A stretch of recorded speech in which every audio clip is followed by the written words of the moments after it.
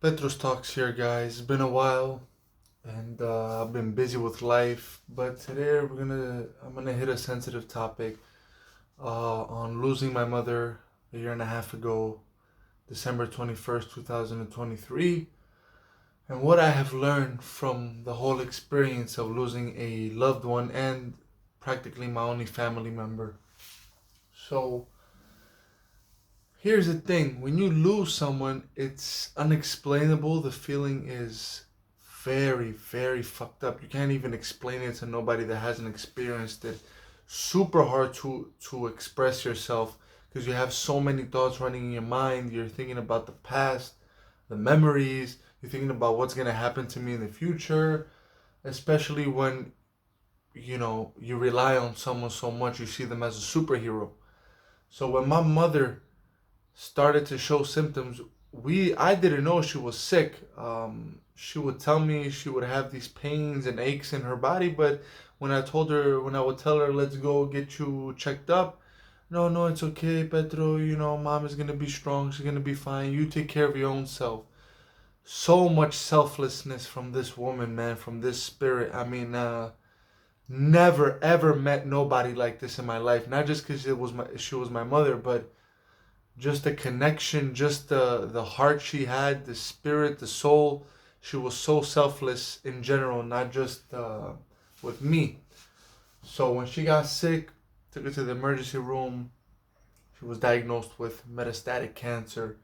They told me that it started from the liver, and no, no, they saw shadows in her lungs, and it had metastasized to the brain, which means it spread, and also to her liver, and she was all over the place. Now, doctors don't tell you the truth, so they were just telling me we don't know what it is yet, blah, blah, blah. It took about 2 weeks for them to do a biopsy on my mother, so that's time wasted. And when she was dying, I was there. That's the good thing, because I want to keep it long story short. Maybe I'll make a longer version of this sometime in the future. But when she was dying, I was in the hospice. I was in an area where she was dying because they had told me if I could take a break from work because usually these are the last days of the patients. Like they already knew, like, okay, she's like this, so can you take off of work and can you be next to her, because she probably gonna pass away. I said, okay, no problem. I stayed with her 5 days. She was fighting till the end. She passed away from the negligence of a doctor there, which I might pursue legal actions coming soon. Anyhow, I wish no one to end up in the hands of doctors or nurses. I'm not saying there's not exceptions, but for the most part, I had a horrible time. I fought with them. They're speaking disrespectful to you. They're very nasty, most of them, and desensitized. But if you can't handle the heat, get the fuck out the kitchen and do something else, because this type of work, you got to be sensitive to a certain extent. You got to be sensitive, because some people go crazy. I was going crazy out there, and luckily I didn't do nothing because my mother was alive, and she wouldn't have wanted me to do no crazy shit. But the lawsuit is probably gonna come very soon. That's another story, another topic for another video. What I learned from it: don't stress. Stress is what killed my mother because she was stressing all the time, not going outside, getting sunlight, not exercising, just stressing. And the stress caused her to smoke about 2 packs of cigarettes a day and drink a few beers.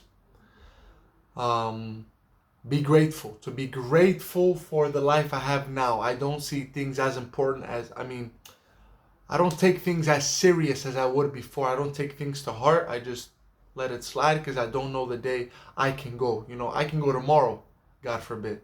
I can go today. You never know. But I learned to just let go and not take everything so serious.